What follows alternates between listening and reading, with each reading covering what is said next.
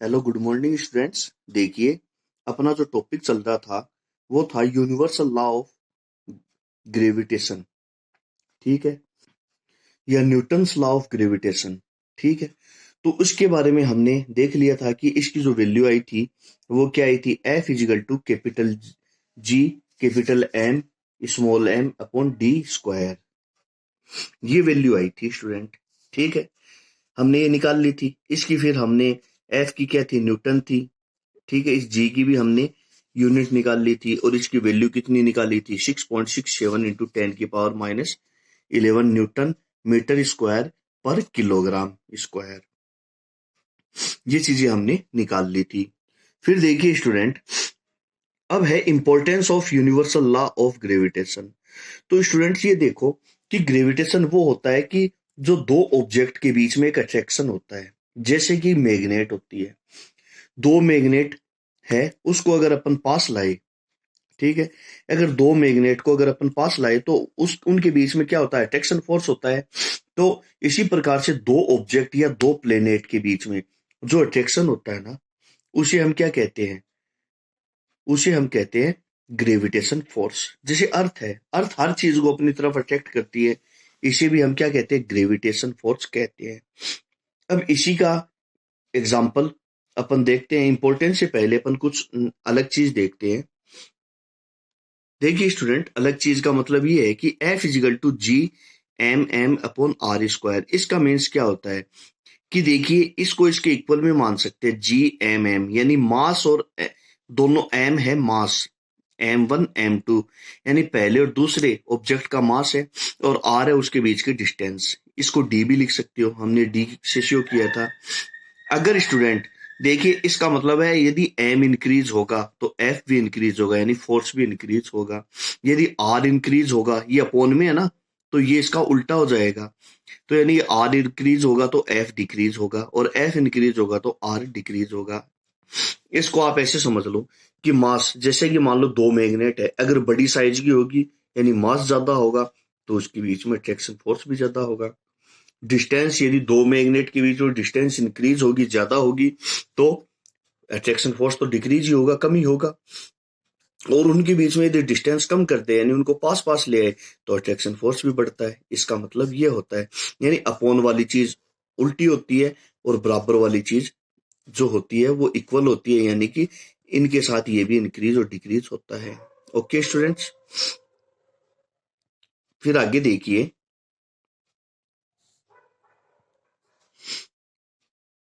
पहला पॉइंट देखिए स्टूडेंट, कि पहला क्या कहता है कि it is the gravitational force between the sun and all the 9 planet make them move around the सन।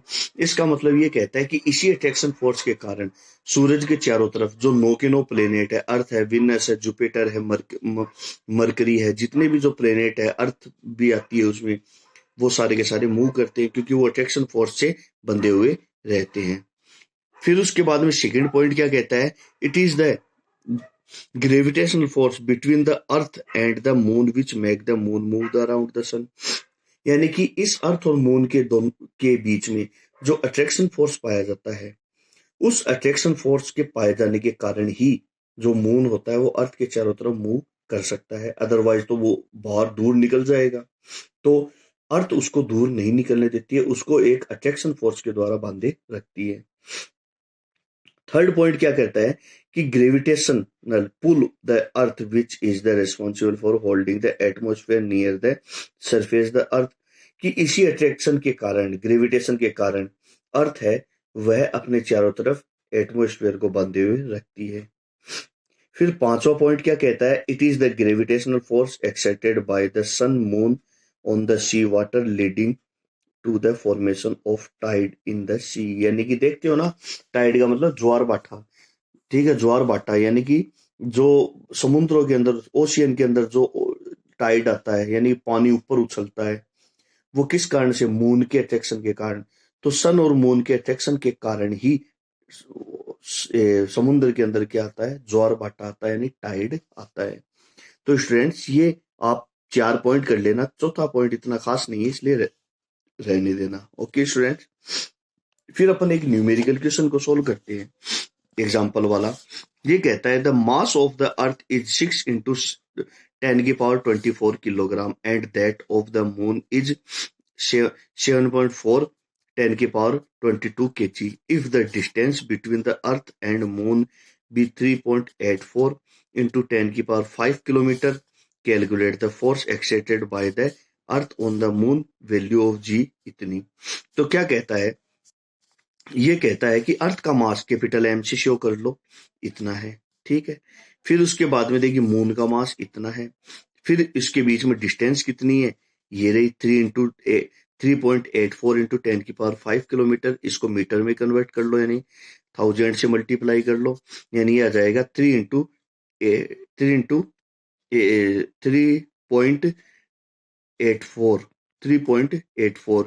10 की पावर 8 मीटर, और जी की वैल्यू ये दी हुई है। तो ये फॉर्मूला है, आपको करवाया था इससे पहले वाले वीडियो में, F is equal to G capital M small m r square या डी स्क्वायर, एक ही बात है। तो इनकी वैल्यू पुट कर दो, जी की वैल्यू पुट कर दी 6.67 वाली, कैपिटल एम की ये कर दी, और स्मॉल एम यानी मून की ये कर दी, और उनके बीच में डिस्टेंस ये कर दी। जब इसको सोल्व करेंगे तो ये वैल्यू आएगी, यानी कि जो अर्थ और मून है इसके बीच में अट्रैक्शन फोर्स इतना वर्क करेगा। ओके स्टूडेंट्स, तो ये रहा आपका एक न्यूमेरिकल क्वेश्चन। अब स्टूडेंट्स इससे रिलेटेड आपको, आई होप आपको समझ में आ गया होगा। अगर कुछ समझ में नहीं आया है तो आप मुझे मैसेज करके पूछ सकते हो। अब देखिए नेक्स्ट है स्टूडेंट्स टॉपिक, वो है फ्री फॉल। एक छोटा सा टॉपिक है देखने को। तो फ्री फॉल का मतलब है कि जैसे कि कोई ऑब्जेक्ट है, उसको अपन ने छत पे से छोड़ा, तो कोई भी पत्थर है जैसे स्टोन है या कोई भी ऑब्जेक्ट है, तो वो फ्रीली इंडिपेंडेंटली और फ्रीली मूव करता है अर्थ की तरफ, यानी कि फ्रीली वो क्या करता है, धरती पर आकर के गिर जाता है। इसी हम क्या कहते हैं, फ्री फॉल कहते हैं। एक जनरल लैंग्वेज के अंदर अगर अपन बात करें तो इसे हम क्या कहते हैं, फ्री फॉल कहते हैं। When the object fall toward the earth only under the gravitation force of the earth, ठीक है, we say the object are in the free fall state. ठीक है, कि कोई ऑब्जेक्ट फ्रीली जब अर्थ के ऊपर गिरता है तो इसे हम क्या कहते हैं, फ्री फॉल स्टेट कहते हैं। ओके स्टूडेंट्स, फिर देखिए आगे, और फ्री फॉल जो वैल्यू होती है स्टूडेंट, वो होती है 9.8 मीटर पर सेकेंड स्क्वायर, यानी कि जब कोई ऑब्जेक्ट अर्थ की तरफ गिरता है तो उसका जो एक्सीलरेशन होता है, ध्यान रखना, उसका एक्सीलरेशन कितना होता है, 9.8 मीटर पर सेकेंड स्क्वायर होता है। ये जो पॉइंट है, ठीक है, ये इनका जो, इसका चाहो तो आप स्क्रीनशॉट ले करके इसको आप लिख सकते हो, या फिर समझ के एग्जाम में लिख सकते हो।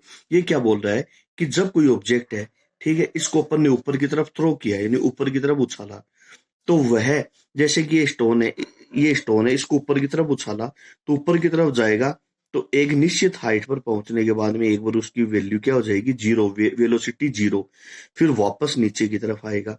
तो जब वह ऊपर की तरफ जा रहा है तब उसका एक्सीलरेशन कितना होता है, 9.8। लेकिन देखिए नीचे की तरफ क्या लग रहा है, ग्रेविटेशन, और जा रहा ऊपर की तरफ, तो ग्रेविटेशन की वैल्यू क्या होगी, माइनस। अतः उसकी ग्रेविटेशन एक्सीलरेशन क्या होगा, -9.8 मीटर पर सेकेंड स्क्वायर, और एक निश्चित हाइट पर पहुंचने के बाद में उसकी वेलोसिटी जीरो हो जाती है, और फिर वो वापस नीचे की तरफ आता है। उस समय वापस उसका एक्सीलरेशन शुरू हो जाता है, और उसका ग्रेविटेशनल एक्सीलरेशन की वैल्यू कितनी हो जाएगी स्टूडेंट्स, उसकी कितनी हो जाएगी, 9.8। क्योंकि वह जब नीचे की तरफ आता है तो वह किधर आ रहा है, ग्रेविटेशन की तरफ, क्योंकि ग्रेविटेशन नीचे है ना, तो इसलिए उसकी वैल्यू क्या हो जाएगी, 9.8। और ऊपर की तरफ जाता है जब ऑब्जेक्ट, तो ग्रेविटेशन नीचे लगता है और ऑब्जेक्ट ऊपर की तरफ जाता है, तब उसकी जो ग्रेविटेशनल एक्सीलरेशन है वो क्या हो जाएगा, माइनस में आ जाएगी। तो ऑब्जेक्ट जब ऊपर की तरफ जाता है तो माइनस, और जब नीचे की तरफ आता है तो प्लस। ओके स्टूडेंट्स, अब देखिए यह है इसकी exact definition students, definition of acceleration due to gravity या ग्रेविटेशनल एक्सीलरेशन, जिसको स्मॉल जी से शो किया जाता है। The acceleration with which a body fall toward the earth, ऐसा एक्सीलरेशन जिसमें कोई भी बॉडी है वह अर्थ की तरफ आती है, ड्यू टू अर्थ ग्रेविटेशनल, किस कारण से, अर्थ की ग्रेविटेशन के कारण से, pull is known as acceleration due to gravity, यानी कि जब कोई ऑब्जेक्ट है वह धरती की तरफ आती है, ठीक है, किस कारण से, उसके ग्रेविटेशनल के खिंचाव के कारण, ग्रेविटेशन फोर्स के खिंचाव के कारण, तो उसे हम क्या कहते हैं, एक्सीलरेशन ड्यू टू ग्रेविटी। और इसको स्मॉल जी से रिप्रेजेंट किया जाता है, और इसकी जो वैल्यू होती है वो होती है 9.8 मीटर पर सेकंड स्क्वायर होती है, ठीक है।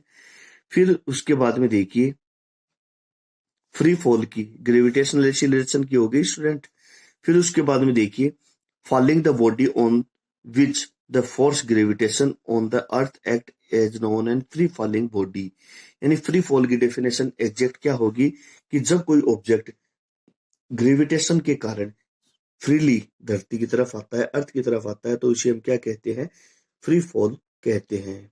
ओके, और इसकी यूनिट ध्यान रखना वो ये होगी जो एक्सीलरेशन की होती है, और एक्सीलरेशन की मीटर पर सेकेंड स्क्वायर, तो ग्रेविटेशन एक्सीलरेशन की भी क्या होगी, मीटर पर सेकेंड स्क्वायर ही होगी। ओके स्टूडेंट्स, फिर आगे है relation between small G and capital G. Small G है ग्रेविटेशनल एक्सीलरेशन और कैपिटल जी है